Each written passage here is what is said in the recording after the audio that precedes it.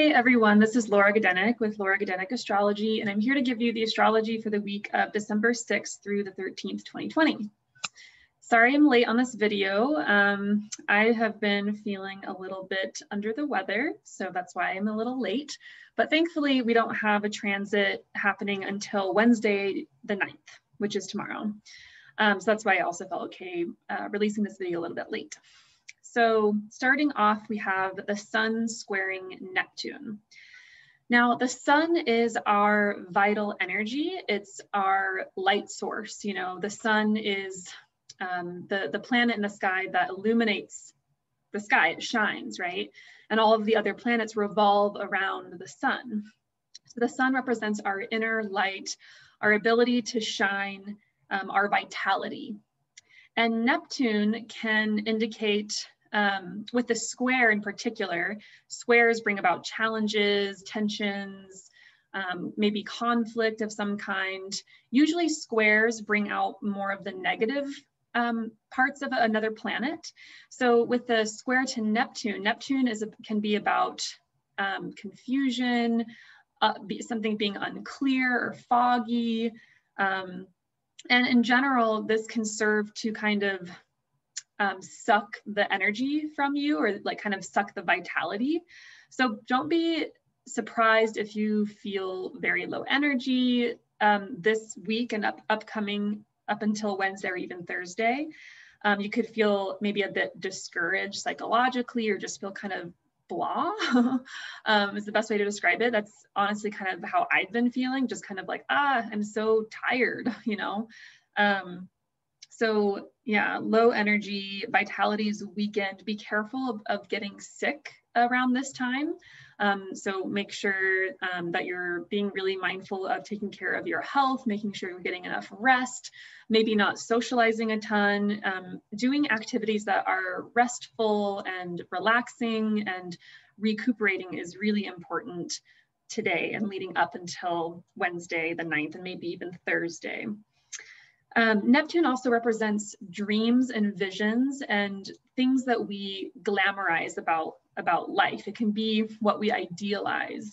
And with the square, you know, it can be this idea of dreams or vision, maybe getting out of hand, being a little bit overly idealistic, reaching for something that is unreachable right now.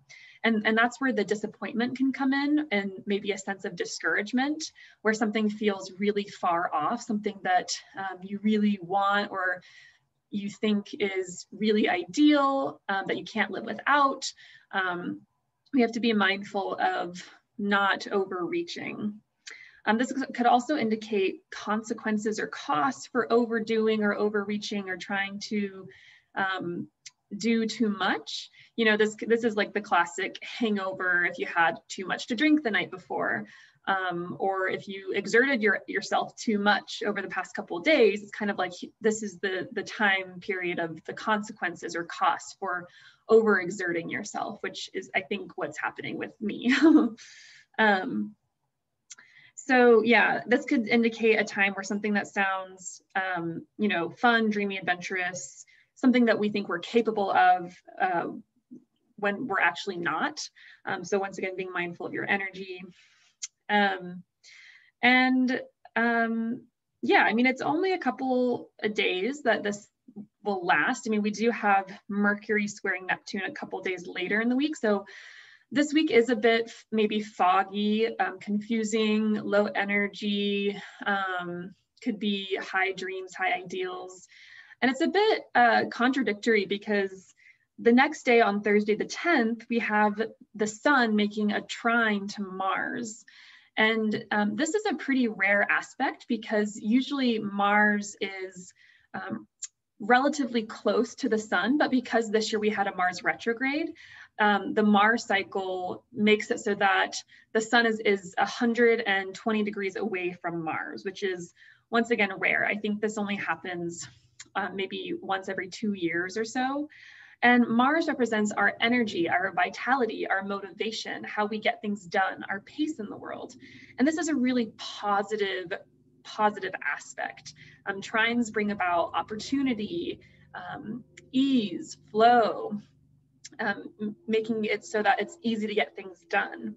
And once again, the sun represents our vitality, our ability to shine. It represents us, our consciousness. And so while, you know, there's the sun square Neptune on Wednesday the 9th, Thursday the 10th brings this opportunity or this energy of needing to get your energy out in some way, whether that's through sports, something adventurous, physical activity would be really beneficial on this day.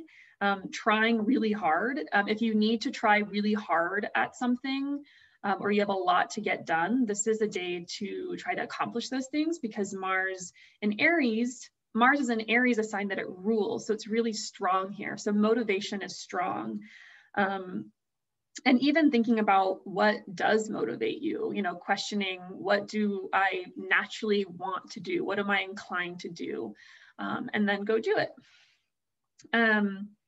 You know, this is a day of confidence, bravery, heroism. Mars is the god of war and is often represented by a soldier. And what does a soldier do but protect and defend? So this is the day to go out there boldly, confidently after what you want. And it's likely that you'll get it because you have that confidence and that enthusiasm and gusto to get it done, to boldly say what it is you want, to do the things you need to do, etc. This could be also a day where you work primarily alone and are not dependent on other people. Mars is a planet that is associated with knives and with things that are sharp, with cutting away. It's you know, associated with the sign of Aries, which is the first sign of spring. And Aries is the sign that wants to venture forth alone, cut away from the group and go off and do what Aries wants to do. It's a very independent sign. And therefore Mars is also a very independent planet about acting alone. What are the things you need to do that require acting by yourself? So it could be a day where you're kind of getting tasks done or doing a lot of physical activity or and doing it alone essentially. So yeah, there is that conflicting energy. You know, it might be kind of like low energy, blah, you know, very tired, etc. From Monday through Wednesday, maybe a little bit of Thursday, and then we might hit that Mars trine, or the Sun trine Mars energy with this gusto, enthusiasm, confidence, sports, adventure, physical activity, etc., starting Thursday into the weekend, because transits don't only affect us on the day they happen. It's kind of like a warming up effect and then a warming down or cooling down effect. You know, it's kind of gradual. So yeah, this weekend could be a good day to do all those physical activities and sports and adventures, whereas the first half of the week is a good time to kind of rest, recuperate, slow down, and take care of your body and also your mind. So that's Thursday the 10th.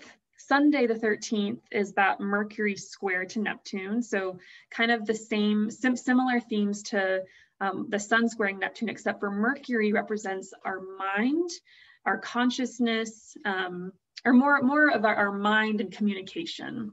So once again, Neptune can bring that fogginess, that unclarity, I don't know if that's a word, and can bring that idealization or daydreaming aspect. So Sunday the 13th, maybe a bit on Saturday, there could be confusion in communication with others, misinterpretation of what others say or mean, unclear messages or news. Be careful of who you trust on this day. Be careful of signing contracts on this day or even leading up to this day. Honestly, like I wouldn't sign contracts this whole week. And also just be mindful that there is an air of confusion in the zodiac or in the sky, and that, you know, there is a big possibility of misinterpreting what others say or just miscommunication in general. This could also indicate, you know, telling small lies or withholding the truth. Be observant of how you are communicating with others. Did you accidentally tell a lie? And, you know, if so, why? You know, it's a good time to investigate why you would withhold the truth, or kind of go around the truth a little bit, you know. So, you know, it's a very imaginative time. You probably will be doing a lot of daydreaming, once again, visualizing. It could be a good day to visualize what it is you want, but not necessarily the day to make the plan to get there, if that makes sense. Be mindful of idealizing people and situations, and recognizing that you are probably seeing people and situations with rose-colored glasses, with a really beautifying effect or glamorizing effect. So what you see might not be what's really there or what's real. So it's really important to be discerning on this day, but in order to use the energy wisely, always with Neptune and Mercury together, I think it's a great day to do calming effects for the mind, such as meditation, maybe even some body work, body scans, visualizations. It's a very creative aspect. So, you know, doing vision boards or something like that, writing poetry, definitely very creative for writing or communications. Not great for clarity or clear thinking or being super discerning. So just be careful. So that is the astrology of the week. I would love to hear how the week goes for you and how these transits hit home for you.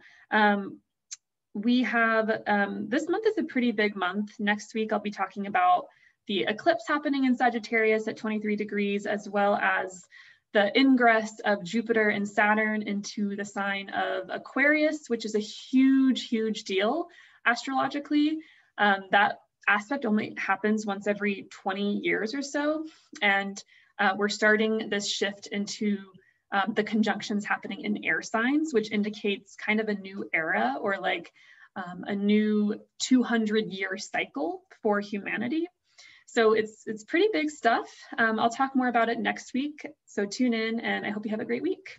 All right, bye.